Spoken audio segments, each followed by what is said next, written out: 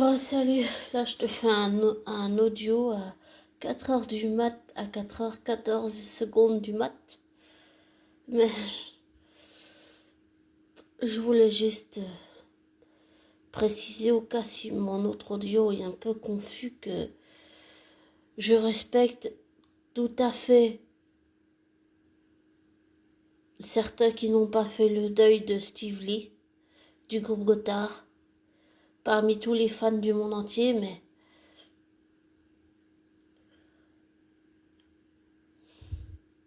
comment dire ça sans être blessant.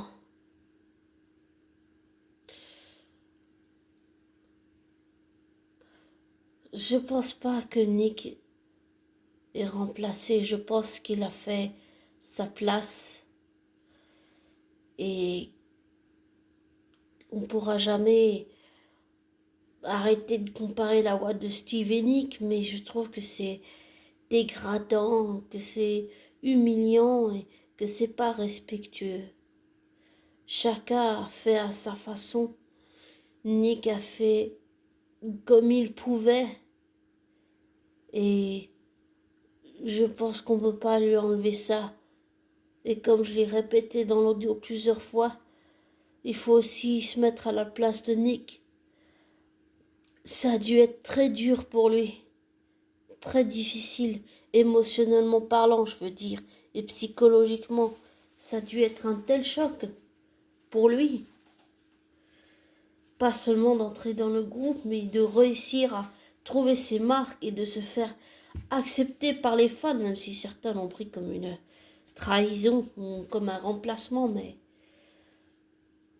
ce que je comprends, mais si on arrive à respecter la mémoire de Steve Lee et les personnes qui n'ont pas fait son deuil, pourquoi on ne pourrait pas aussi respecter tout le travail et tout ce que Nick a fait, tout ce qu'il a apporté au groupe? C'est la seule chose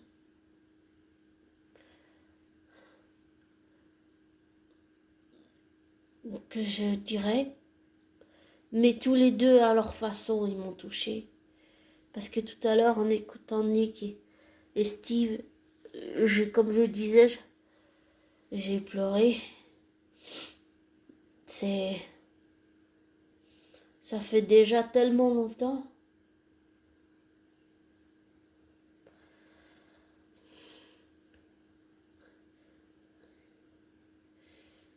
Et ce que je vois, c'est que Nick, il a apporté beaucoup de choses.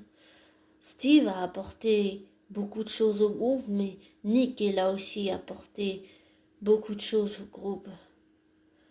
Et tout le travail que ça a été pour lui. On s'imagine pas tout le travail que ça a été et tous les sacrifices qu'il a dû faire pour trouver sa place et se faire accepter. C'est sur ça que j'insiste un peu lourdement, désolé, mais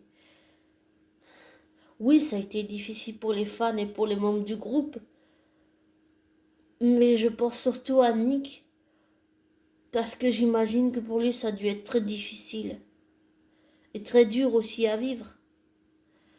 C'est pas, c'est quelque chose, c'est pas quelque chose qui arrive comme ça en claquant des doigts. C'est arrivé du jour au lendemain, mais ça a dû être un choc énorme pour lui. C'est sûr que voir ta tête dans les journaux, c'est sûr que ça fait bizarre. C'est vrai qu'au fil des années, on s'habitue à ce genre de choses, mais je pense que de tous les commentaires que j'ai vus, il y en a plein qui l'ont dénigré et je pense que il y aura toujours des gens pour dire que il remplacera jamais, qu'il sera jamais à la hauteur de Steve, mais tu sais, ça peut être décourageant pour quelqu'un d'entendre ça, d'entendre dire ah tu seras jamais à la hauteur de Steve, tu seras jamais ci, tu seras jamais ça. Et je pense que si il écoutait tous ces critiques-là, il deviendrait dingue. Et ça doit être blessant aussi d'entendre ce genre de choses. Et je pense sincèrement qu'il ne l'a pas remplacé. Je pense juste qu'il a fait comme il a pu. et qu'il l'a fait avec son cœur, avec son âme, et qu'on ne peut pas lui retirer tout le travail qu'il a fait. Ça a dû demander un temps d'adaptation, pas seulement pour les fans et le groupe, mais ça a dû demander un temps d'adaptation pour lui. Et ça, je pense que c'est quelque chose qu'il faut quand même lui reconnaître. Et la pression que ça a été, et tout ce qu'il a dû gérer à côté, et tout le travail que ça a été. Parce que c'est pas seulement un travail physique où il y a la musique, le chant, tout ça, tout ça. C'est aussi un travail pas seulement physique, comme j'ai dit, c'est aussi un travail psychologique, psychique, mental, émotionnel, et j'allais dire aussi même affectif. Et je pense que au lieu de le critiquer, même s'il y aura toujours des critiques négatives, on peut au moins lui reconnaître ça. Et reconnaître tout ce qu'il a apporté au groupe, sa fraîcheur, sa luminosité, sa façon d'être. Et cette énergie, je trouve qu'il a une énergie très solaire, très lumineuse. Et j'allais dire, peut-être que j'ai tort pour certains qui me diront, oh, t'as tort Sophie, mais ou t'as tort Rock Étincelle, mais pour moi, Nick, pour moi, de tout ce que j'ai pu voir, c'est quelqu'un qui a respecté la mémoire de Steve Lee, qui jusqu'à présent est très respectueux de sa mémoire. Et je pense qu'il le fait avec une certaine émotion, oui. Il le transmet à sa façon. Et ça fait plaisir de voir quelqu'un, un être humain, qui transmet ce qu'un autre être humain qui est parti au ciel transmet. Et comme j'ai dit, Nick continue ce que Steve a fait. Et j'ai pas acheté l'album, mais j'ai découvert qu'ils avaient fait un hommage, un album hommage à Steve Lee. Et je trouve que c'est très beau et j'ai bien compris que chaque année, il y avait une chanson dans l'album qui parlait de Steve Lee, que c'est la façon de rendre hommage. Mais je sais pas, tous les deux me touchent à leur façon. Le truc, j'allais dire le problème, mais le truc c'est que Steve Lee me manque alors que je l'ai jamais connu de son vivant. J'ai toujours entendu parler de lui, du groupe, mais je l'ai jamais connu en vrai. C'est- Et Nick, quelque part, il a rempli ce vide que je ressentais. Bon, on peut pas, une personne ne peut pas vous aimer à votre place. Mais, j'allais dire, il a rempli ce vide et je trouve qu'il a apporté de la luminosité, de la diversité. Il a apporté sa patte, il a apporté sa façon d'être, il a apporté de la force lumineuse, il a apporté, j'allais dire, un vent, un souffle nouveau. Il a apporté son énergie lumineuse, il a apporté toutes ces variantes de couleurs dans sa voix. Je trouve qu'il en a beaucoup. Et je trouve que c'est quelqu'un, je peux peut-être avoir tort, mais pour moi, Nick, c'est quelqu'un qui, dès le début, a respecté la mémoire de Steve.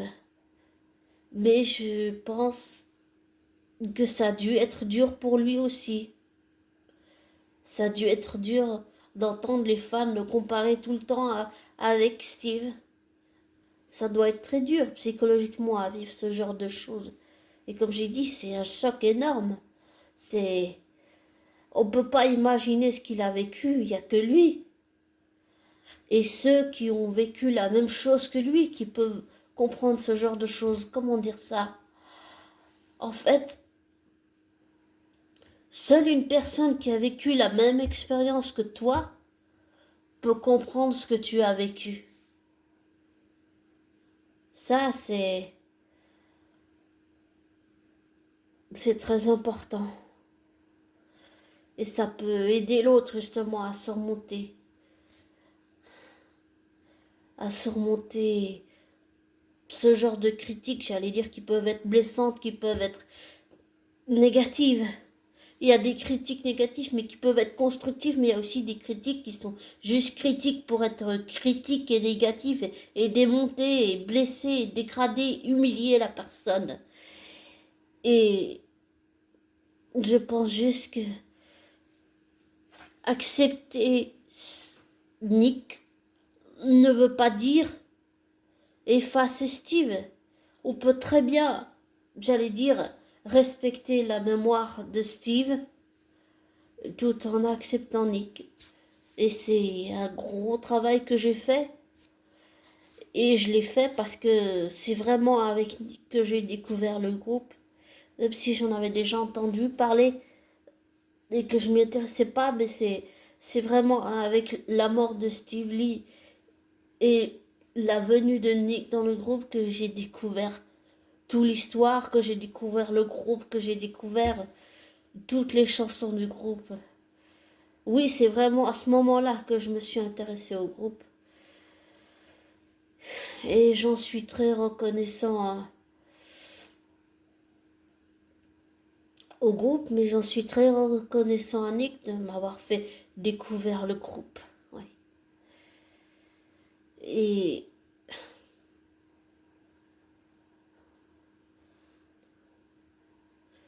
ce que je comprends pas dans les critiques qui sont dites, c'est pourquoi ils disent qu'il n'arrivera jamais à la hauteur de Steve. Pourquoi on ne peut pas juste simplement respecter la mémoire de Steve et respecter tout le travail et tout ce que Nick a apporté au groupe Gothard. C'est la question que je me pose. Et peut-être que cette question est un peu con, mais je me la pose quand même parce que ça me fait mal d'entendre de dire que Nick ne sera jamais à la hauteur de Steve. Je pense qu'il n'y a pas, pour moi, il n'y a pas de comparaison. Ils sont chacun différents, ils ont fait chacun comme ils pouvaient. Et ils ont apporté leurs pattes, chacun à leur manière, avec leur style et leur façon d'être. Et comparer les deux, pour moi, c'est pas destructeur, mais c'est dégradant, c'est humiliant, c'est blessant. Et je pense qu'on ne devrait pas rentrer dans ce genre de choses qui nourrit la négativité. Voilà. Et j'ai une pensée pour les fans, j'ai une pensée pour le groupe, mais j'ai aussi une pensée pour Steve. Et puis j'en ai une autre pour Nick, qui a dû faire un gros travail pour pas seulement être accepté par les fans, mais être accepté par les membres du groupe. C'est pour ça que je dis que ça a dû être dur, que ça a dû être difficile pour lui. Maintenant, ça fait des années qu'il y est. Mais sur le côté émotionnel, psychologique et psychique et mental qui n'est pas que physique, il y a plein de choses à prendre en compte et je pense que il a dû souffrir émotionnellement dans ce genre de situation quand on va pas bien ou qu'on arrive dans un moment difficile dans un groupe ou qu'on devient ami avec quelqu'un qui vit quelque chose de très difficile. Émotionnellement, ça a dû être très dur pour lui. Et à ce moment, le corps, l'esprit, il souffre beaucoup, beaucoup. Beaucoup parce qu'il faut s'adapter, parce qu'il y a plein de choses à mettre en place. Et puis il y a plein de choses à accepter, plein de choses à travailler qui ne sont pas que physiques. C'est aussi sur le plan psychologique, émotionnel. Et je pense que on peut faire les deux. On peut très bien cohabiter et respecter la mémoire de Steve, comme je le dis depuis cet audio. Et à accepter Nick, ça ne veut pas dire qu'on oubliera Steve. Jamais on pourra oublier Steve. Jamais. Mais je pourrais jamais aussi non plus oublier que c'est Nick qui m'a fait découvrir le groupe. Si je connais le groupe, bah, c'est grâce à lui. Et c'est grâce à tout ce qu'il a apporté au groupe.